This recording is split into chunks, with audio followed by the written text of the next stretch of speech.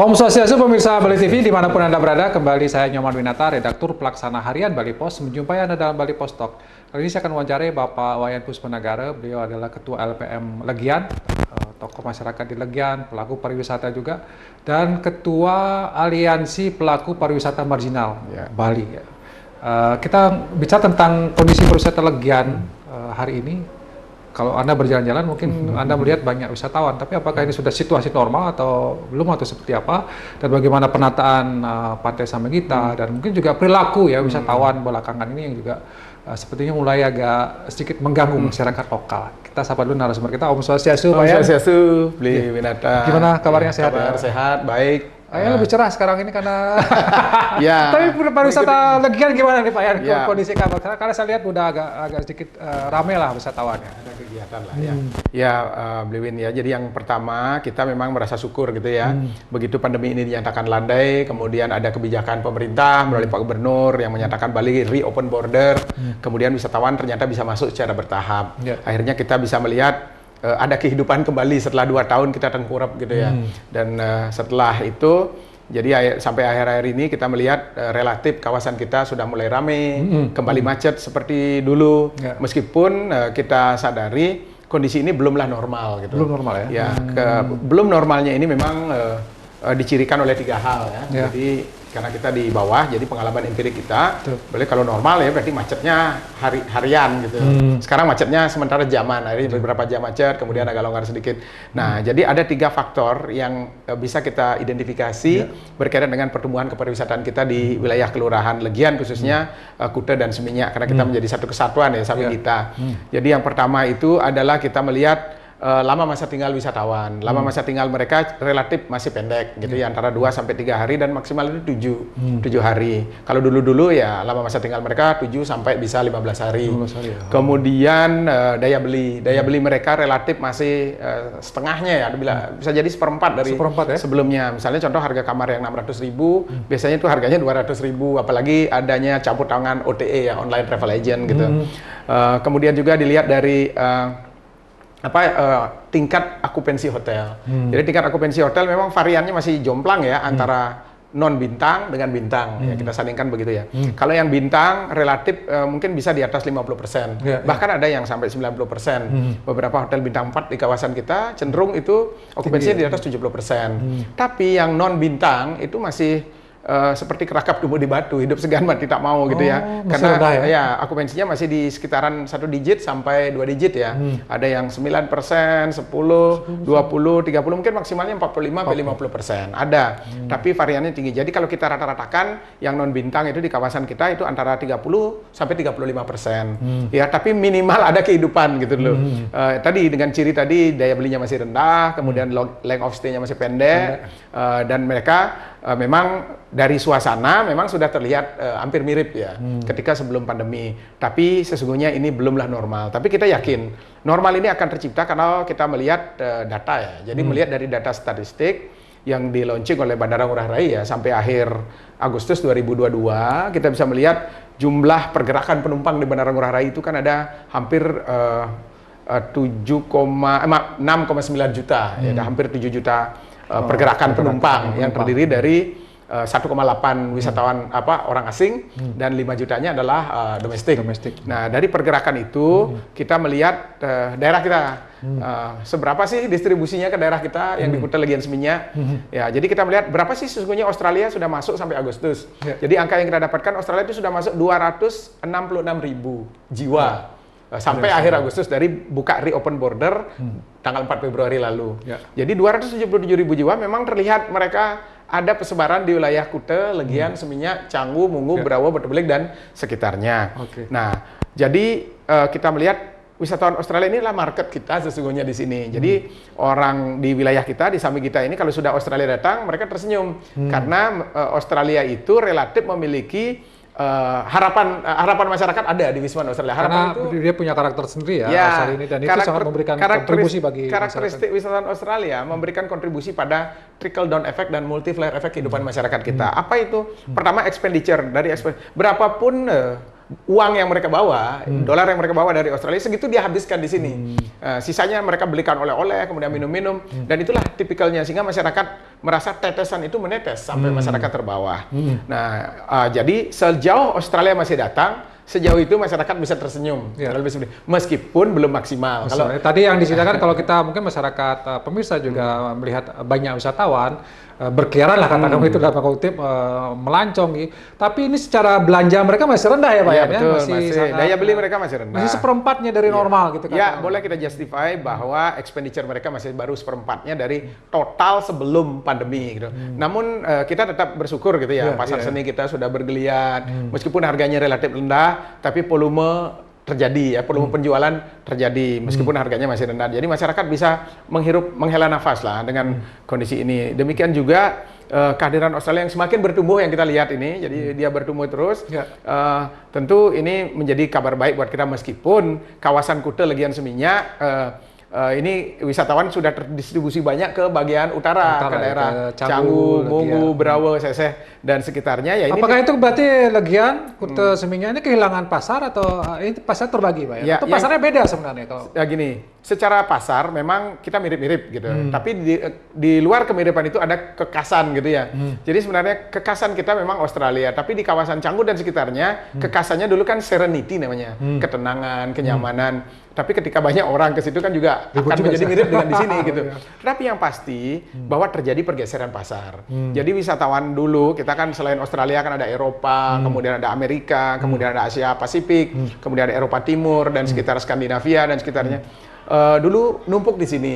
Sekarang mereka sebagian besar bergeser ke sana, terutama kan Rusia, Ukraina, Eropa Timur banyak ke Canggu. Nah, Australia pun mengikuti gitu. Kenapa? Karena cenderung ada tren kehidupan hingar-bingar di sini juga ada di sana. Contoh di situ berdiri beach club, kemudian pub, bar. Nah, sehingga wisatawan Australia merasa, loh, kebutuhan kami ada di sana juga. Nah, terjadilah pergeseran memang. Jadi market Australia yang ada di sini itu terbelah. Jadi ada yang ke arah utara dan kita sadari itu.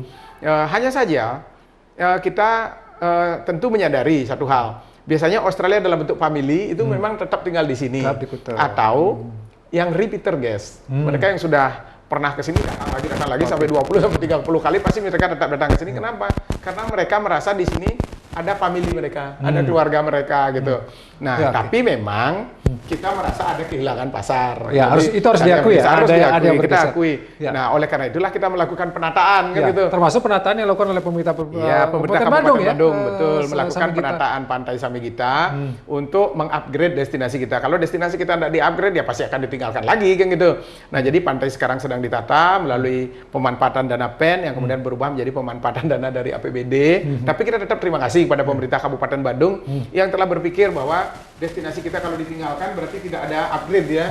Jadi dengan di-upgrade-nya destinasi kita berharap ada perubahan yang membuat wisatawan menjadi semakin suka kembali datang ke tempat kita. Tapi satu yang kita yakini bahwa selamanya bahwa sunset dan pantai di Kuta, Legian dan Seminyak ini pasti akan tetap baik dan indah dan itu menjadi daya tarik tersendiri. Nah, selanjutnya kita memang tetap ingin menunggu perkembangan jumlah wisatawan yang semakin menaik. Karena dari laporan Bandara Ngurah Rai terakhir ya hari ini, kemarin ya, berarti hari ini laporannya bahwa baru ada penerbangan tambahan, ke Bandara Ngurah Rai, jadi melalui FAR ya dari China Taipei ya. Tapi sebelumnya itu ada 22 penerbangan yang sudah melayani kita dan kalau dulu itu mungkin ada lebih dari 120-an ya. Dan ini itu artinya belum normal. Jadi kalau kita sandingkan data sebelumnya bahwa maskapai yang melayani penerbangan ke Bali ini kan hanya baru 24 maskapai. Jadi tapi Pak Yan optimis tidak ke depan akan, karena kita tahu ada resesi global gitu ya, ada perang Ukraina Rusia. Jangan-jangan malah tahun depan tidak ada tamu lagi karena mereka di sana resesi global, nggak punya duit, nggak berangkat lagi ke sini. Tapi Pak Yan gimana melihatnya? Apakah tetap optimis dalam 2023 akan datang lagi? Benar, kita begini tentu menjadi pertimbangan strategis ya. Jadi kita melihat resesi global, kemudian Inggris. Kita lihat Inggris. Di Inggris dari video-video yang kita lihat itu kan banyak peningkatan homeless ya, mereka yang tidak punya rumah, ada resesi, inflasinya sangat tinggi. Nah, kita juga merasa was-was gitu ya, tentu kita merasa was-was dengan data-data itu. Tapi dari perspektif wisatawan dalam negeri, kita masih memiliki harapan. Karena wisatawan domestik itu, pikiran pertama orang berwisata itu pasti Bali kan gitu. Oh, ya, Nah, cuman domestiknya. memang kalau kita sandingkan daya beli dan layak off-stay-nya memang masih rendah gitu. Ya. Tetapi sedikit tidaknya dia akan mampu menjadi buffer gitu, penyangga. Tapi ada pariwisata. tidak gejala misalnya masyarakat wisatawan asing yang datang mungkin dari Eropa, dari Australia. Dulu mereka middle up, sekarang justru grade-nya diturun dari middle low. Ada seperti itu gejalanya? Itu pasti ya, karena pandemi COVID ini tentu memunculkan adanya banyak persoalan pada budget wisatawan itu. Nah, jadi kita dulu memang wisatawan kita banyak kelasnya middle up gitu, kemudian dia turun kelas menjadi middle low, akibatnya mereka waktu lama masa tinggalnya pendek, daya belinya rendah, nah, itu terjadi. Nah, itu sesungguhnya ini tidak lepas dari karena kondisi pandemi COVID kemarin. Meskipun demikian, kita sebenarnya ingin berharap bahwa satu market kita yang dari Australia tetap datang, meskipun sekarang kita dengar ada resesi global, yang sesungguhnya beberapa pemberitaan yang cukup membuat kita sesak adalah bahwa hati-hati di tahun 2023. Nah, oleh karena itu resesi global ini perlu kita antisipasi. Ya, karena pariwisata ini sangat rentan dengan berbagai persoalan ya. Apalagi resesi, kalau resesi sudah pasti mereka tidak akan datang karena menyangkut daya beli gitu. Nah, ini tentu kita berharap bagaimana perkuatan pariwisata dalam negeri digenjot gitu. Tapi kita juga sadar bahwa di dalam negeri pun terjadi resesi kan, terjadi inflasi tinggi ya. Nah, jadi karena Bali memang sudah menjadi destinasi pariwisata seperti ini dan kita memiliki kekuatan Bali ini kan secara public relation cukup kuat di dunia sekarang. Di tengah pandemi COVID ini, yang masih pandemi COVID sampai sekarang sebelum diumumkan menjadi endemi, kan Bali masih World Best Happiness Destination dari versi Prancis ya, dari Club Med. Membahagiakan. Ya, itu artinya Bali masih menjadi destinasi yang memberikan kebahagiaan karena memang destinasi itu adalah tujuannya membahagiakan orang. Itulah yang disebut berwisata. Nah, jadi ketika Bali masih mengalahkan seluruh dunia dari perspektif public relation ini, saya kira wisatawan masih berpikir untuk akan mengunjungi Bali, tapi kita tetap perlu waspada karena apapun kondisi dunia dia pasti berpengaruh langsung pada kepariwisataan kita. Kita bicara tentang perilaku wisatawan nih. Terakhir kan masih ada yang naik ke Kelinggi, ada juga yang kayak orang gila. Nah, gimana kita menyikapi ini, Pak? Ya, gini, ini memang kalau kita berhadapan dengan kondisi pariwisata, karena kita berhadapan dengan orang ya, jadi orang dengan berbagai perilaku, dengan berbagai habits, gaya hidup itu pasti datang ke tempat kita. Memang akhir-akhir ini kita jumpai banyak wisatawan yang melakukan aktivitas nyeleneh ya, duduk di atas pelinggih di beberapa tempat, bahkan sangat masif ya kalau kita hitung, bahkan gambar porno di satu pohon juga ada. Nah, ini mungkin perlu kita evaluasi ya. Jadi evaluasi bagaimana memberikan informasi yang tepat, cepat dan akurat kepada wisatawan, karena kalau sejauh ini kita lihat tampaknya informasi yang kurang dari beberapa pengakuan wisatawan, mereka mengatakan tidak tahu kan. Kalau wisatawan tidak tahu itu berarti ada hal yang kurang dari kita. Saya sependapat dengan Pak Gubernur ya. Pak Gubernur kan sudah membuat Perda 4 tahun 2020 tentang penguatan budaya kearifan lokal Bali kita. Nah, memang di situ perlu ada turunannya. Kalau misalnya wisatawan itu belum mendapat informasi tentang apa yang boleh dan apa yang tidak boleh dilakukan di Bali, maka perlu ada aturan tentang hal itu. Jadi perlu ada regulasi. Kalaupun tidak ada regulasi, mungkin kita bisa lihat bagaimana wisatawan ketika mendarat di Bandara Ngurah Rai, mereka kan menandatangani declare berapa bawa uang, berapa barang bawaannya apa. Nah, kita perlu juga memberikan informasi yang komprehensif kepada seluruh wisatawan tanpa kecuali, mulai dari negara asalnya, dari maskapai, sampai ke dia di hotel, atau sampai ke destinasi, atau dari hulu ke hilir. Saya contohkan begini, ketika wisatawan itu mau ke Bali atau ke Indonesia, dia kan pasti menggunakan Biro Perjalanan Wisata. Bagi yang menggunakan. Jadi Biro Perjalanan Wisata itu mungkin diwajibkan untuk memberikan informasi tentang apa yang boleh dan apa yang tidak boleh. Kemudian dari Biro Perjalanan Wisata di maskapai, ketika terbang, dia akan bahwa Anda akan terbang ke Bali dan akan mendarat, sebelum mendarat ada info dari maskapai yang menyatakan bahwa apa yang boleh dan apa yang tidak boleh dilakukan di Bali. Ini akan penting. Ini yang belum pernah. Hanya paling disampaikan welcome to Bali, you are now landing in Bali, paling gitu. Jadi mungkin perlu ada tambahan tentang apa yang boleh dan tidak boleh. Kemudian setelah mendarat, otoritas bandara. Jadi otoritas bandara kan ada pengumuman kepada wisatawan yang baru mendarat bila perlu mendapatkan flyer atau declare yang sama dengan barang-barang bawaan bahwa ketika Misalnya memasuki sebutkan. Bali ini yang boleh Tidak centang, boleh. ini yang tidak boleh silang. Nah, itu yang belum. Selanjutnya informasi di bandara. Setelah di bandara berarti driver. Ya. Jadi di transportasi pun harus ada Harus ada. flyer. Ketika dia duduk ada brosur yang menyatakan apa yang boleh dan apa yang tidak boleh dilakukan di Bali.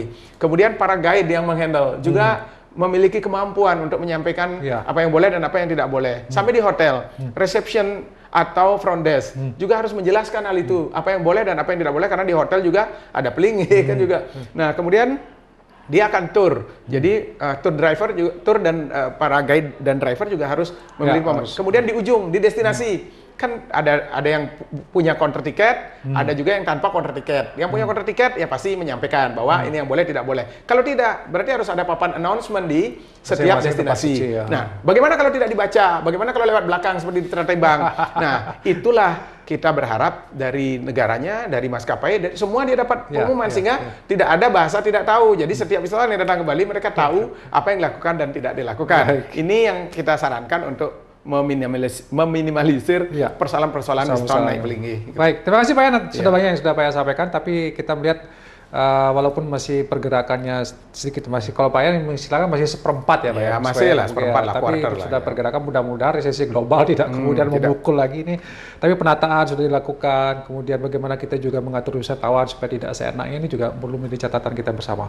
Demikian kita mau menyampaikan tentang perkembangan di pariwisata di kawasan Legian, Kuta dan Seminyak. Mudah-mudahan semakin membaik lagi dan ekonomi Bali semakin kuat ke depan. Sekali lagi terima kasih atas perhatiannya. Saya tutup Bali Post Talk ini dengan Pramosanti. Om Santi, Santi, Santi. Terima kasih, sampai jumpa.